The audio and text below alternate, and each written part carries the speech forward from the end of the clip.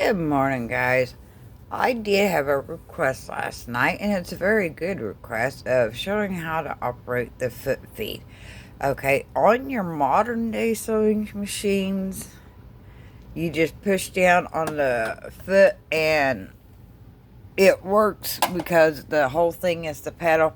On the white 3355, this is actually the pedal.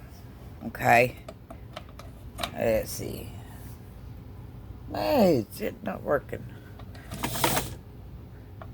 If you push down here, it's not going to do anything. If you push down on this button, you hear it running in the background there. That's what you need to do. That's how you operate the foot for a white 3355 sewing machine. If you have any more questions, comment below. Like this video, subscribe to my channel because I will be doing multiple videos on the white 3355. So, that way you can catch them all as soon as I make them. I will answer any question that you have about it. If I know the answer, if I don't know, I will see what I can find out.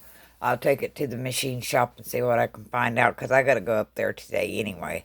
So, I'll see you on the next video, which will be about winding or inserting the bobbin. So I'll see you in a while, guys.